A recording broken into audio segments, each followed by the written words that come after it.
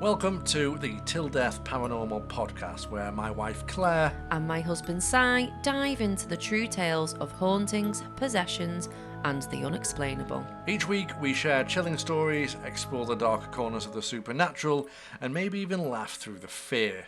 So grab your brew, fetch your flashlight, lock the doors, and remember, the dead don't always stay quiet.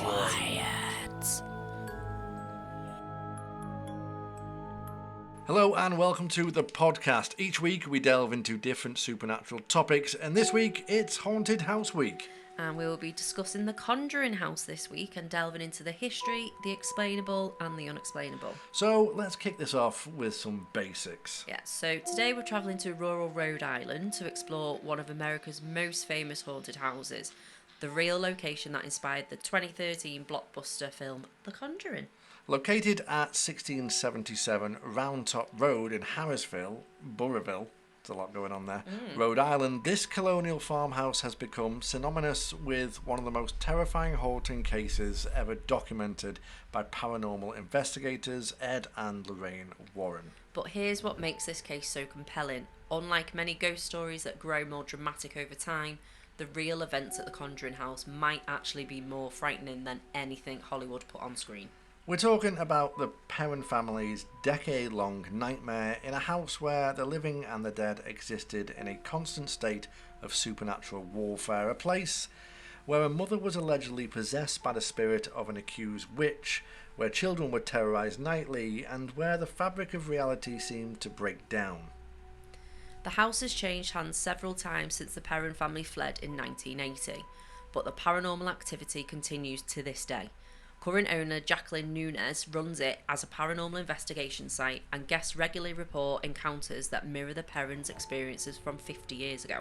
So today we're separating fact from Hollywood fiction, exploring the real history of this colonial farmhouse and examining whether the spirit of Bathsheba Sherman still haunts the property where she lived over 150 years ago. And just a fair warning to everyone, this episode contains disturbing content involving children, discussion of suicide and infant death, and graphic description of alleged supernatural assault.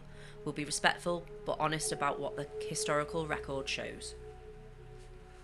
The house that would become known as the Conjuring House was built around 1736 on what was then called the Arnold Estate, which was part of a 200-acre farm in the rural village of Harrisville, Rhode Island. So this sprawling pre-Revolutionary War colonial has witnessed over 8 generations of families, and according to local records, that history is marked by an unusually high number of tragic deaths by drowning, murder, suicide and hanging.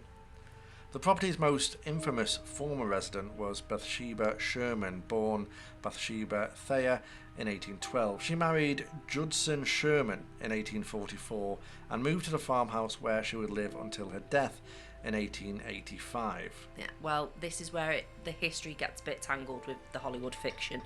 The movie The Conjuring portrays Bathsheba as a Satan-worshipping witch who sacrificed her infant child and killed herself in 1863.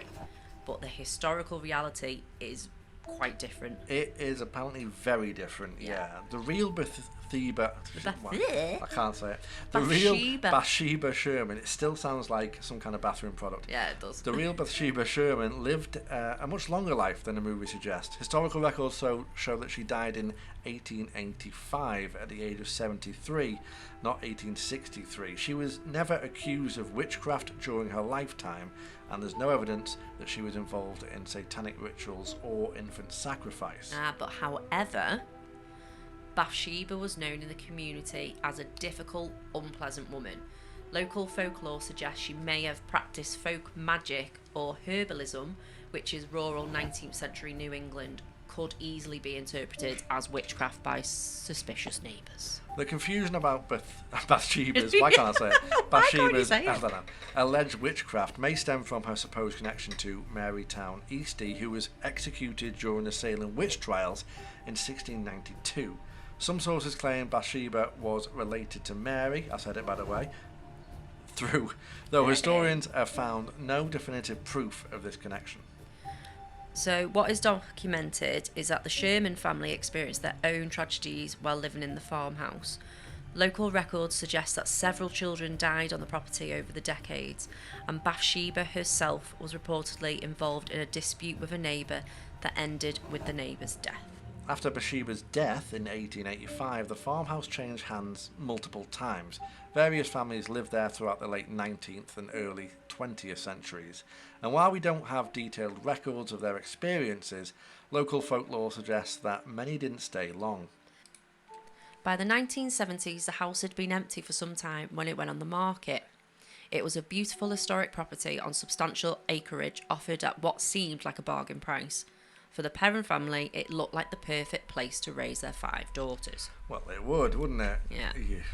Yeah, big house. Big house, loads all of the land. land. Think brilliant in the countryside. Good times. Beautiful. Good times. Yeah. I know we would. Oh, yeah, exactly, yeah. But as Roger and Carolyn Perron would soon discover, there was a reason for the price. Some houses come with a history that never truly dies, and 1677 Round Top Road was about to prove that point in the most terrifying way possible. So now we're moving on to the Perron family. The Perron family themselves. Yeah, so in December 1970, Roger and Carolyn Perron moved into the Harrisville farmhouse with their 5 daughters, Andrea, Nancy, Christine, Cindy and April. The girls ranged in age from 5 to 12, and the family was excited about starting a new life in their spacious colonial home. The Perrons were a typical working class family. Roger was a truck driver and Carolyn was a homemaker devoted to raising their daughters. They had saved for years to afford this house, and despite its age and much needed repairs, they saw it as their dream home.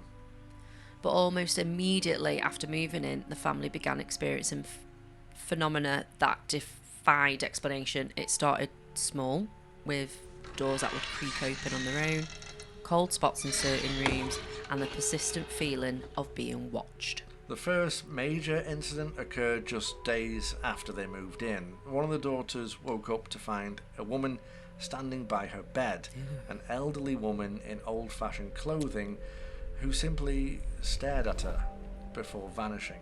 And even when they were moving in, we've done a little bit of digging. Yeah. The people that sold the house told them to leave the lights on. Yeah, they said, whatever you do, leave a the light on at night. Yeah. And apparently the girls, when they were literally moving packing boxes into the house, saw a figure in the window just watching them move in. Yeah, So it's absolutely disgusting. Yeah, for the research of this, guys, it's not been easy, let's just say that. I know. So the phenomena escalated quickly. Family members reported being touched by invisible hands, hearing whispers in empty rooms, and finding objects move to different locations overnight. The house seemed alive with unseen presences. What made the Perron case unique was the variety and intensity of the paranormal activity. This wasn't just one ghost. The family reported encountering multiple different spirits, each with distinct personalities and behaviours. Some of the spirits seemed relatively benign. There was the spirit of the little boy who would play with the Perron children, an elderly woman who appeared to be watching over the family, but there were also malevolent entities that seemed intent on driving the family away. The most terrifying presence was what the family came to believe was the spirit of Bathsheba Sherman. This entity was hostile, territorial, and seemed particularly focused on terrorising the mother, Carolyn Perron. So Carolyn reported being physically attacked by this spirit, waking up with unexplained bruises, being pinched and scratched by invisible hands, and experiencing what she describes as attempts of possession. Now, in the films, this is portrayed quite well. Yeah, I think they've pulled that off quite well in the film. Because it does start minimal with things happening, and then she starts getting bruises. Yeah, shots getting bruises. And then she takes those iron tablets. Yeah, iron tablets because she's been the doctors, because obviously bruises are appearing for no apparent reason. Yeah, like Roger's coming home after travelling, because obviously he's a truck driver. It's deficiency, don't they? Yeah, and they think it's something like that, because obviously she's not banging herself, even if she is slightly. Yeah. massive bruises are appearing. So I think they did that all right. yeah, I think they portrayed that really well. The children, however, weren't spared from the supernatural assault either. They reported being pulled from their beds by unseen forces, having their hair yanked by invisible hands, and being terrorised by apparitions that would appear in their rooms at night time. What's particularly disturbing about the Perrin case is how the paranormal activity seemed to adapt and escalate in response to the family's attempts to cope. When they tried to ignore the phenomena, it became more aggressive. When they acknowledged it, it seemed to gain strength. Andrea Perrin, the eldest daughter, later wrote that the house felt like a battlefield where the living and the dead were engaged in a constant warfare. The family couldn't escape the supernatural activity. It followed them throughout the house and seemed to intensify over time. By 1973, after 3 years of escalating paranormal terror, Carolyn Perrin was desperate. The supernatural attacks on her had become so severe that she feared for her life and the safety of her children. That's when she made the decision that would change everything. She contacted Ed and Lorraine Warren. So this is the time where Ed and Lorraine Warren start their investigation. They do indeed. In 1973, Carolyn Perrin reached out to Ed and Lorraine Warren, the famous paranormal investigators who had built their reputation on cases like the Amityville Horror and would later investigate Annabelle. Now, when the Warrens first visited the Harrisville farmhouse, Lorraine Warren, who claimed to be a clairvoyant, immediately sensed multiple spirits in the house. She described the property as being saturated with supernatural energy, much of it malevolent. According to the Warrens' investigation, the house was home to several different spirits from different time periods, but the most powerful and dangerous entity was what they identified as the spirit of Bathsheba Sherman, who they believed had claimed the house as her eternal domain. Ooh. The Warrens documented classic signs of demonic haunting and potential possession. They observed objects moving without physical cause, temperature fluctuations, strange odours, and what they described as an oppressive spiritual atmosphere that seemed to drain energy from the living. Lorraine Warren claimed that Bathsheba's spirit had formed a particular attachment to the house and would not tolerate other women living there. This explained why Carolyn Perrin bore the brunt of the supernatural attack. She was seen as a rival for control of the house. During their investigation, the Warrens witnessed phenomena that convinced them that this was one of the most severe hauntings they had ever encountered. They reported seeing full-bodied apparitions, experiencing physical attacks by spirits, and documenting evidence that they believed proved the existence of malevolent supernatural forces. The investigation took a dramatic turn when Carolyn Perrin appeared to become possessed by Bathsheba's spirit during a seance conducted by the Warrens. According to witnesses, Carolyn's voice changed, her body contorted unnaturally, and she spoke as if she were Bathsheba Sherman. Now, during this alleged possession, whether you believe possession or not, Bathsheba was speaking through Carolyn, reportedly revealed intimate details about the house's history and made threats against the Perrin family. The possession was so violent and frightening that Roger Perrin had physically restrained his wife. And I think it was the eldest Perrin daughter. Yeah.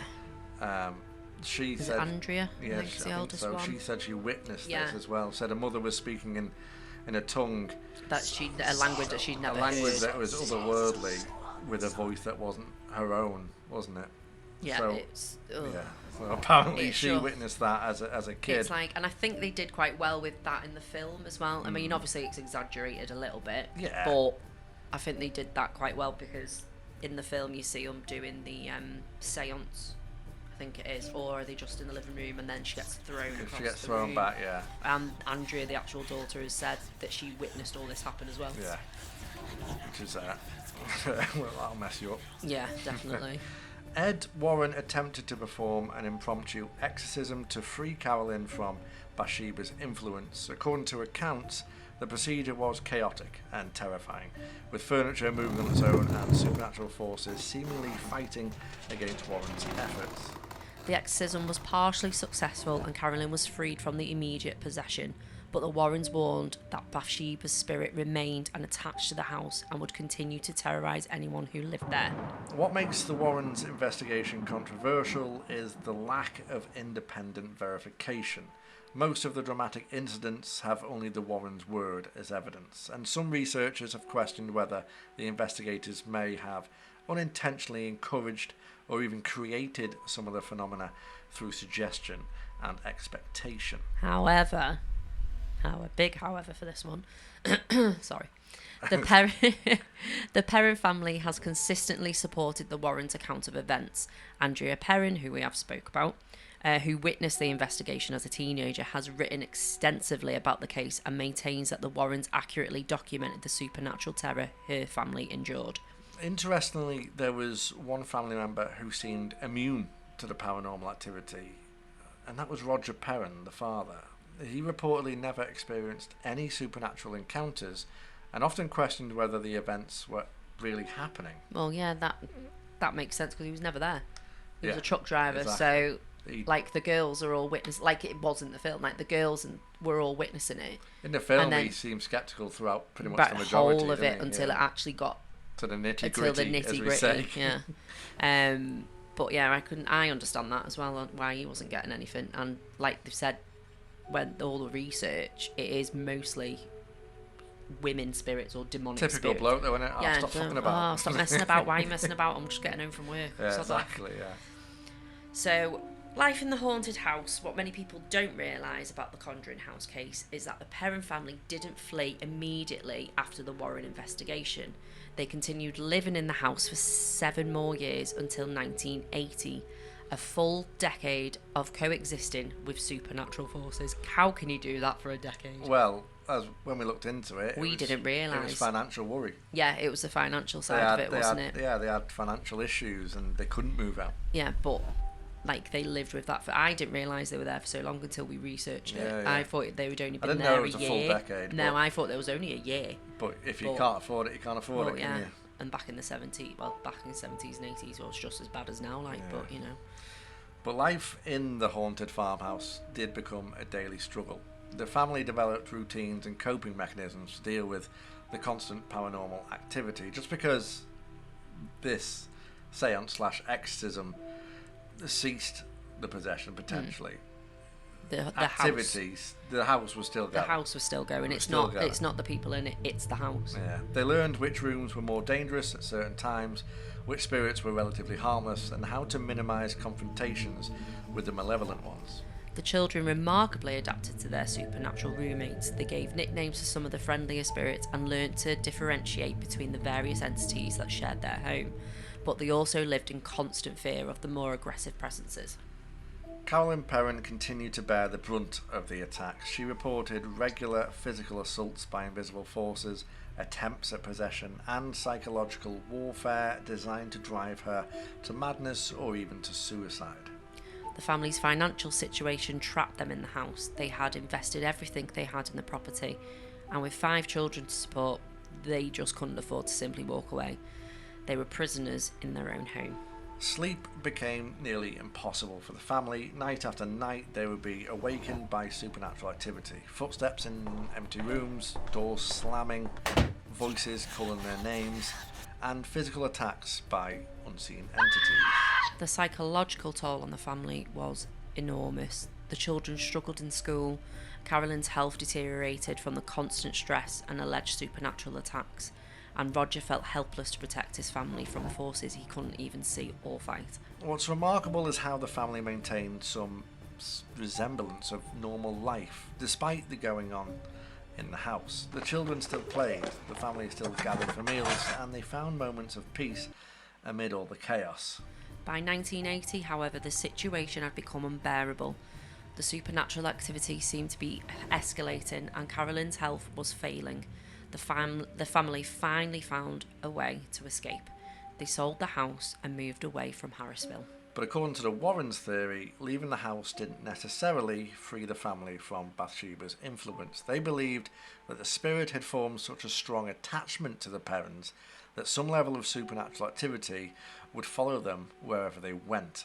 The house after the Perrins, when they finally escaped in 1980, the farmhouse changed hands several times. Each new owner seemed to experience some level of paranormal activity, though none stayed as long or documented their experiences as thoroughly as the Perrins did. The house's reputation as a haunted location grew over the decades, particularly after the Warrens began including the case in their lectures and books. But it wasn't until the release of the Conjuring movie in 2013 that the property became a global phenomenon. The success of the film transformed the quiet colonial farmhouse into a pilgrimage site for horror fans and paranormal investigators. The property's value skyrocketed, and it became one of the most famous haunted houses in America. In 2019, the house was purchased by Jacqueline Nunez, who had a specific vision for the property. Rather than trying to live there as a normal family home, she decided to embrace its paranormal reputation and operate it as a legitimate investigation site. Woohoo! Woohoo! Woo! Under Nunez's ownership, the Conjuring House has become a destination for serious paranormal researchers as well as curious tourists. She offers overnight investigations, day tours, and special events for people who want to experience a location that inspired one of the most successful horror franchises in history. But what's fascinating is that the supernatural activity reportedly continues unabated. Visitors and investigators regularly report encounters that mirror the Perron family's experiences. They get the cold spots, the moving objects, the strange sounds, and all the sightings of the apparitions. It's the house. Yeah, it's the house. It is the house. Nunez herself has reported numerous supernatural encounters since taking ownership of the property. She's experienced temperature fluctuations, electronic equipment malfunctions, and what she describes as interactions with multiple different spirits. And the current owner has also worked to separate fact from fiction regarding the house's history. She's collaborated with historians to research the true story of Bathsheba Sherman. Even I'm you struggling can't say now. it now. Bathsheba Sherman, and has even donated money to restore Bathsheba's grave marker, acknowledging that the real woman was likely very different from the Hollywood witch portrayed in the movie. Yeah, we've seen the grave and stuff. Yeah, there's a bit like some YouTubers we watched. Yeah. Whether the ongoing paranormal activity at the house is genuinely supernatural or the result of suggestion and expectation created by the property's fame remains a subject of debate among researchers and skeptics. So now we're moving on to Hollywood versus reality. Hollywood versus reality. The 2013 film The Conjuring brought the Perron family story to a global audience, but like most Hollywood adaptations, it took significant liberties with the real events. Let's separate the facts from the fiction, shall we? Indeed. The movie compressed the timeline dramatically. The film shows a haunting occurring over a few weeks or months, but the real Perron family lived with the supernatural activity for 10 years, from 1970 to 1980. Now, James Wan, is it Wan or Wan? Juan. James Wan, the director, also changed some key details for dramatic effect. The movie shows a possession and exorcism as the climactic events that freed the family, but in reality, these occurred in 1973. And the parents continued living in the house for 7 more years after. The film's portrayal of Bathsheba Sherman as a Satan-worshipping witch who killed her infant and committed suicide is largely fictional. The real Bathsheba lived a long life and died of natural causes, and there's no historical evidence of witchcraft, infant sacrifice, or suicide. However, our research, we've looked into Bathsheba a little bit. Now, she did have 4 children of her own. She did have 4 children of her own, but and they lost all sadly them all. passed. And she was looking after a neighbour's infant kid. Yeah. And that kid died, and apparently it was a needle to the back of its head. Yeah. Now, apparently, some investigators have been to the house and have felt like a needle in the back of their head as well. Yeah. Yeah, so whether it's true or not. Carolyn Perron as well had a needle. Yeah, she had a needle in her leg. Which actually made her bleed. Apparently, there's something we don't know about Bathsheba. But in Bathsheba's defence, she'd lost 4 children. You'd be pissed anyway. You'd be clinically depressed, and obviously back then it wasn't a thing. And the like community were against her. Against her because she kept losing her children. And they thought she was quiet and reserved, probably pissed off. Yeah. So even if she wasn't in life a Satan worshipping witch, as it says, she's just a woman maybe who's had a very hard life. And maybe in death, she fucking snapped. Who knows? But then she was also very like she loved her house. She loved the house. So maybe she's just being protective of the house. Yeah. And that's, so you don't know. But yeah, there are our thoughts on that bit. Yeah. Hollywood also simplified the supernatural activity. The movie focuses primarily on Bathsheba's spirit, but the real house was allegedly home to multiple entities from the different time periods, each with their own personalities and behaviours. What the movie did get right was the intensity of the Perron's family's terror and the way the paranormal activity targeted Carolyn Perron specifically. The film accurately captured the sense of a mother and family under supernatural siege. The movie also correctly portrayed the Warren investigation and the dramatic possession and exorcism attempt. While some details are changed for cinematic effect, the core events of Carolyn's possession and Ed Warren's intervention did occur according to family accounts. Now, that is the bit where she gets thrown across the room. Yeah, that's after the seance. Yeah, that's after the seance. Like, the seance, I don't think is portrayed in the film. I think it's just... She gets launched. No, it's actually the daughter that gets launched across the room, if I remember rightly. Right. But it was actually the mum. She gets launched across during the seance because Andrea, the eldest daughter, seen this with her own eyes. And that actually happened. One of them got thrown across the room. Yeah. Yeah. Well, interestingly,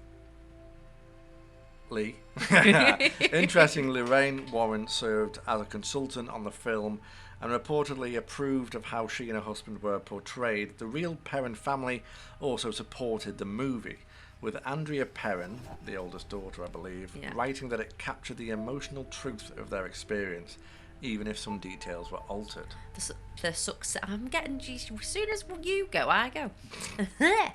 The success of The Conjuring spawned an entire cinematic universe, but most of the sequels and spin-offs have moved far away from the real events at the Harrisville farmhouse. The original film remains the most accurate depiction of the Perron family's decade-long nightmare.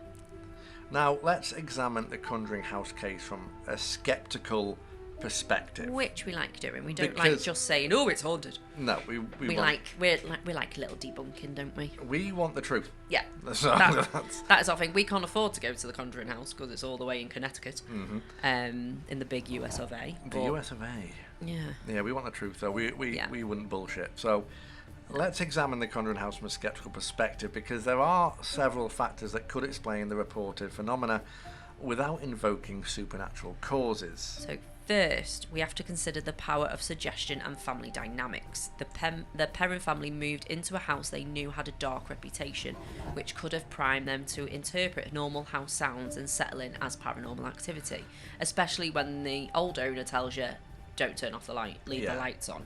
You're already got to be like, oh, what? Why? Yeah. Because you can't actually say when you're selling a house if there's been death. So I think you've got to say if there's been a death. But not supernatural occurrences. Not supernatural. You're not at liberty to say any of that. If you're selling a house now. So the fact that Roger Perron, the father, never experienced any supernatural phenomena, while the rest of his family did, is significant. This could suggest that belief and expectation played a major role in what people experienced. From a psychological perspective, the family was under enormous financial stress, living in an old house that needed expensive repairs that they couldn't afford. This kind of chronic stress can manifest in various physical and psychological symptoms that might be interpreted as supernatural attacks. Now, I get that. But it's like it's only happening like in the middle of nowhere, as a woman with your 5 children on your own as your husband goes out to work. You would feel very isolated. You would feel like you've basically got nowhere to go for help. Yeah. Do you know what I mean? That psychological... Like, I'm like that when you're on nights. Every little noise I hear in the house, I'm like, what the hell? But I think especially back in... the 70s. The 1970s. Yeah. Especially. The worry of financial stuff was heavily burdened on the man. Yeah, because it was the man went to work... that kind of to thing. fund for the family. The woman stayed home, looked after the children. If anyone had financial stress badly, it was probably the father, but he didn't see anything. So, I don't know. Just one to think about, innit? Yeah, it's one of the, it's like I'd like to know how Roger felt like, obviously, with the seance and stuff. Yeah. Because obviously it was Carolyn who went and got Ed and Lorraine Warren. Yeah, she went. And he thought it was a whole load of bollocks. Roger did. Yeah, as you would. Especially if you haven't seen anything. Well, yeah, especially if you've not seen, you've not heard anything, there's been nothing. I'd like to know if there's anything. I've not I've not found anything. I don't think we'll ever will, but what his point of view was on it all. Yeah. As well, to see what his thoughts were on it. Yeah. Basically. But the house itself is actually nearly 300 years old. So, with the structural issues you would expect from a colonial era building, settling foundations, old wiring, drafts and ageing pipes, it could easily account for many of the reported phenomena. Strange sounds, temperature fluctuations and stuff like that. The Warren investigation itself might have inadvertently created or even amplified some of the phenomena through suggestion and expectation. When professional ghost hunters tell you your house is severely haunted, it can create a psychological environment where every unusual event is interpreted as supernatural. Now, the interesting thing about that is Ed and Lorraine Warren did always check that first. Like, they didn't go straight in and go, your house is haunted. And that is depicted in the film as well. That is depicted. Ed goes up to the another attic. house. Yeah, it's another house. Yeah, he goes up to the attic in a house. And goes, no, says, it's your pipes, look. Yeah, it's your and that pipes. because they did do that, because they went and checked. You got to try and debunk. Yeah, you've got to try. And yeah. So I got to understand it, but I think Ed and Lorraine Warren were them type of people. They would go in, and I think it is reported. They've got them in their books and stuff. But yeah. But skeptics do have to contend with the consistency and longevity of all the reports. The Perron family's accounts remain consistent over the decades, and similar phenomena continue to be reported by different people with no connection to the original family. The fact that multiple witnesses report similar experiences and the paranormal activity continues under different ownership suggests that something unusual is happening at that property, even if the explanation isn't necessarily supernatural. Yeah, and maybe when the Perrons were there, it was so close to possession, maybe. Let's say, for example. Yeah, because we're still on the fence about possession. Yeah, and it was, they liked the family, they liked toying with them, they enjoyed it, blah, blah, blah. And then when they left, it died down because they didn't have their playthings, basically. Yeah. You don't know, do you? You don't know, but then the fact is it's still going on. Yeah, but not as bad. But not as bad as That's well. what I mean. Because no one's there 24/7. Yeah. Because, like they said, the new owner now, she just has it as an investigation. Yeah, yeah. So, but yeah, Strange. So, strange one. what do we make of the Conjuring house today then? Is it truly one of America's most haunted locations, or is it a colonial farmhouse where suggestion, expectation, and old house quirks create the illusion of a supernatural activity? Well, the truth, as always, probably lies somewhere in the middle. Yeah. There's no denying that people have generally frightening experiences at the house, but whether those experiences are supernatural, psychological, or environmental remains open to interpretation. What's undeniable is the fact this case has had an impact on popular culture. The Conjuring house has become a symbol of American haunted house lore. It has inspired movies, books, and countless paranormal investigations. And now, under Jacqueline Nunez's ownership, the house continues to operate as a legitimate paranormal research site. Serious investigators can book overnight stays, and the ongoing reports of supernatural activity suggest that whatever is happening there isn't diminishing over time. Yeah. It's still going on.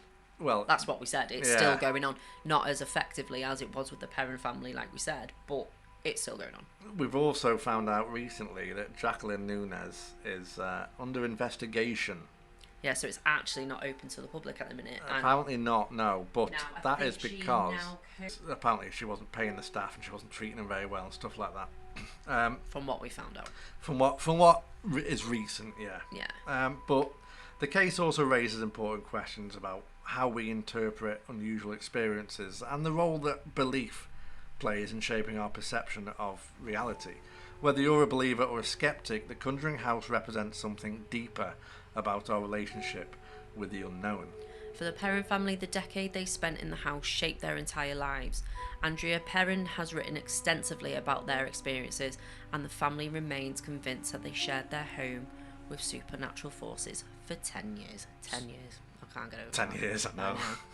So whether you believe in the paranormal or not, the Conjuring house serves as a reminder of how thin the line can be between the normal and the abnormal, between what we can explain and what remains mysteriously beyond our understanding. So what do you think then? What's your thoughts on the house? Haunted or not? Yes, Yeah, I think it is. I think something's happening there. I think something's there. Because what another bit of information is the youngest daughter, I believe it was, when she was 2 months old, she had a birth defect, and she actually died in hospital on the operating table, but managed to get revived. Yeah. Now, she was the youngest. Don't get it wrong, but because she died, maybe she either brought something back with her, or she was an easy conduit. Because Yeah. she was the one that was seeing a lot of the stuff. Yeah, there. she was seeing the actual apparitions, wasn't she? Yeah, many before other people. I believe if you go through something like that, you've got to come back with some sense Maybe. of the paranormal. I think. Yeah, if it's out there. But then, on the flip side of that, I think she was the one that kept hearing people tell her that there's 7 dead soldiers buried in the wall. Yeah, now we didn't talk about that in our research, did we? But from other research that we've done, and from YouTubers we've watched and that have been there to the actual Conjuring house, there is evidence to support that is actually true. So a lot of there was a huge war that got fought across that land, and Blood. It was awful. It was one of the biggest wars ever. It was fucking awful. And Yeah. lots of people died. So the fact that a little girl was apparently, and she wouldn't know, but 7 dead soldiers buried in the walls. Yeah. Kept getting told that. So they have done scans using the lawn sonar. That's what I'm going to call it. Lawn sonar. And they have found what appears to be, it could be or it could not be, but potentially be 5 bodies buried within the walls of the property. Now, they can't actually dig. They haven't got authorization to dig and find, which I don't know why. I don't know why either. I think it must be the county or something. God knows. But yeah, it's intriguing, isn't it? It is, and a lot of people on YouTube and stuff that we've seen, there's lots of references to soldiers as well. So it's got everything else going on that we've talked about in the main body of this. Yeah. But then it's also got There's things also like this. little bits off the side. Yeah. Which we didn't really want to put in because there's not enough evidence for us to actually not to fully support it. There's like in the YouTube videos that we've seen as well. Apparently, the basement is the worst of it as well. That's where a lot of it's a feeling. A lot of the dark, of dread. Feeling that someone's following you down and stuff like that. Yeah. And then there's also some research we found that Roger used to always have to go down in the basement to fix the heating. The heating system they had kept turning Malfunctioning, itself off or basically, didn't it? malfunctioning, which forced Roger to go down. And then down. he just felt like he was getting watched, and there was always a smell of like, I think he described it as like rotten flesh or something. It was not a nice smell. Yeah, every time he went down. Smells used to be a thing apparently. Yeah, there was that, and then flowers. the flowers as well. Yeah, apparently the girls smelt flowers and stuff, but they also smelt like rotten meat. Yeah, rotten meat and stuff like that, and rotten flesh. Which Ed and Lorraine Warren used to say was a demonic presence. Yeah, as well. And because Roger kept on do that, they actually opened up the fireplaces in the house. Obviously, this is what we've researched. So whether it's there, it's not. That's why we're mentioning it near the end rather than the full research. But when they opened up the fireplaces to warm the house instead of having to constantly go down to the heating system that kept failing, that's when it also stepped it up even more. Yeah. So maybe that was a reply of, "Oh, you're not coming in the basement? Well, I'll get fucking worse then." Yeah. So we don't know, but things start to go missing as well, or moving around. Yeah. The broom kept getting moved, and then there was piles of dirt randomly dotted around the house. So Carol and Perrin would then have a go at a kid saying, "Where's the broom? Stop moving the broom," and the kids would be adamant that it ain't them moving it. And then even if she swept the floor of the kitchen, that she'd come back and find just small piles of dirt just dotted around the kitchen. It's odd, but even the previous owners, which were the Arnolds, I believe. Yeah, Abigail and John. Now, they had like 8 generations worth in that house. Yeah, or something, the apparently Arnold so. family. We've not mentioned it again in the research. We've gone Yeah, more for because this what- is old. This is old. This is before Bathsheba or after Bathsheba, around the Something same like time. That, yeah. But yeah, apparently they still knock about in there. Yeah, Abigail apparently used to kiss the children, Yeah, the parents' the parents' children, good children.